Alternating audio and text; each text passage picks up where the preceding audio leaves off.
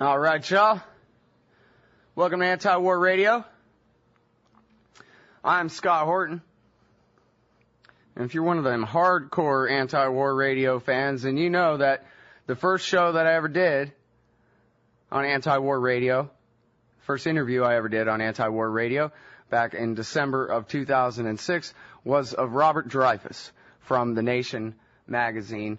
He keeps the Dreyfuss Report there, and the reason why is because he's the best, especially when it comes to, a subject that I find most interesting, and that is the politics of the Iraq War, which, of course, is still going on. Welcome back to the show. Bob, how are you? I'm great.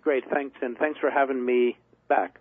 Well, I really appreciate you joining us today. Now, I have 3 articles here by you of interest worth discussing here. The first one is Iraq, new alliance takes shape against Maliki Sadr bloc.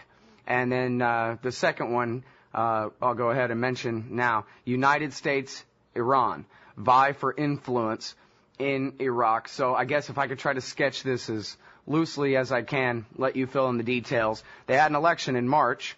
Iyad Alawi, the former prime minister, his bloc, his party won a plurality of the votes, but not enough to form a government.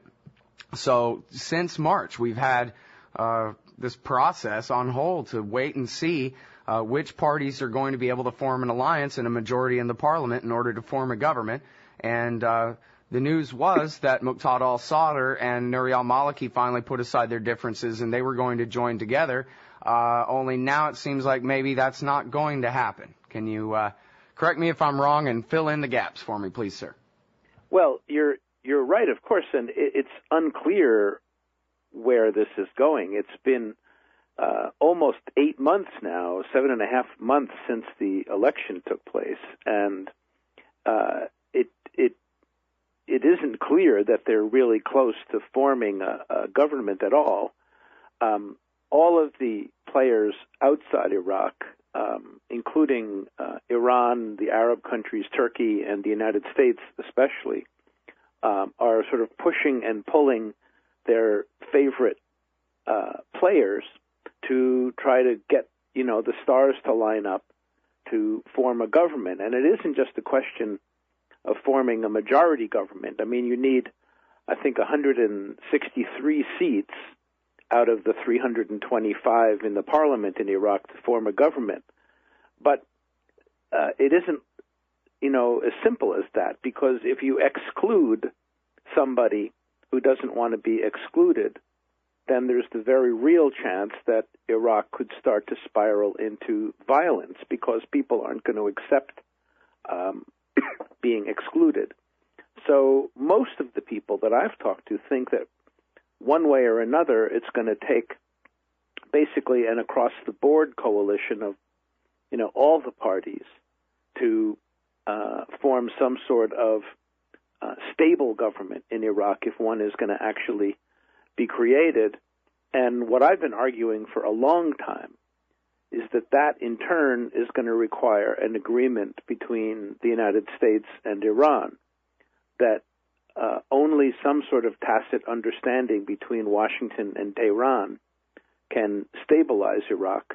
And I guess we could be encouraged by the fact that that seems to be happening in Afghanistan, the other war, where Iran is now at the negotiating table with the United States and other world powers to figure out how to stabilize Afghanistan. And it's been welcomed there by Richard Holbrooke and other U.S. officials saying we want to work with Iran on stabilizing Afghanistan. So now the next step is to have to do that with Iraq as well.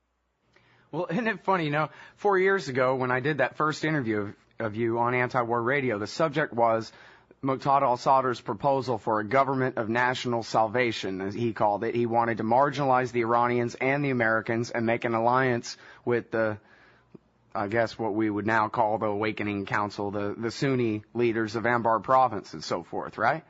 Yeah, well, of course, a lot has changed, and there aren't really a lot of principles involved here in this Iraqi back and forth. These are it's not like Democrats and Republicans, in the United States talking about working together on something and being driven apart by ideology. Most of these parties are, partly corrupt, but also, willing to sacrifice principle in order for a share of power. So any and all combinations might work.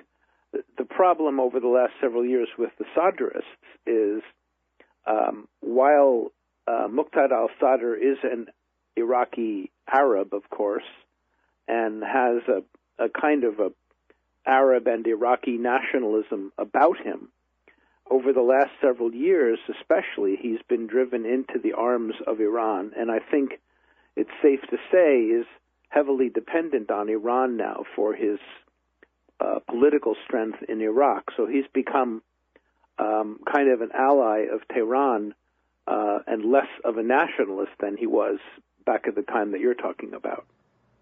Well, you mentioned in your article, you say the administration is in something close to panic about Moqtada al-Sadr here, but I wonder, what did they think was going to happen? I mean, you say he was pushed into Iran's arms. He was pushed into Iran's arms by the Americans. And, I mean, heck, when they lynched Saddam Hussein, the men with the machine guns in the cell phone footage there are chanting, Moqtada, Moqtada, Moqtada. I mean, who do they think they handed this country over to in the first place, Well,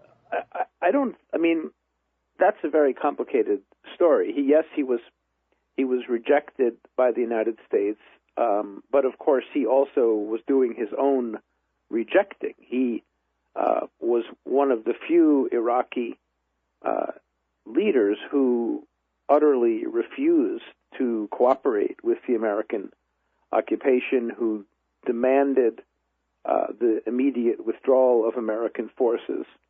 And so he kind of, settled into an anti-Americanism, which has characterized him all along. The thought was, in the United States, that Sadr was marginalized, and you may remember that Prime Minister Maliki went to war against Sadr in 2007, attacked him first in Basra, which is the second city in Iraq down near the Gulf, and then went after his stronghold, Sadr City, it's called, in Baghdad, and basically broke Sadr's political power, at least in terms of his militia and his military units. So Sadr and Maliki have been at war with each other since then. That's why it's interesting and important that Maliki, who's trying to hold on to his job as prime minister, has been shepherded into an alliance apparently brokered by the Iranians with Sadr again. And in fact, yesterday, I believe, Maliki went, or maybe Monday, went down to meet Sadr in Qom, Iran, where Sadr is studying to be an Ayatollah, I guess. He's a cleric.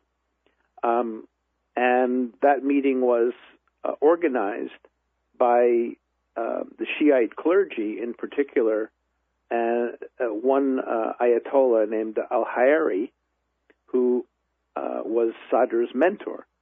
And so Maliki is now counting on Sadr as his key ally to bring him back to the job of prime minister.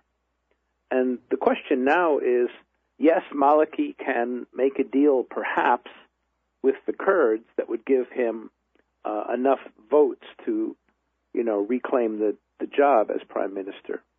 But if he were to do that, and if he were to exclude the Sunnis and the secular parties that are grouped around Iyad Alawi, who you mentioned earlier, then it's likely that Iraq would start to fragment again. All right, hold it right there, Bob. Sorry, we got to take this break. We'll be right back, everybody.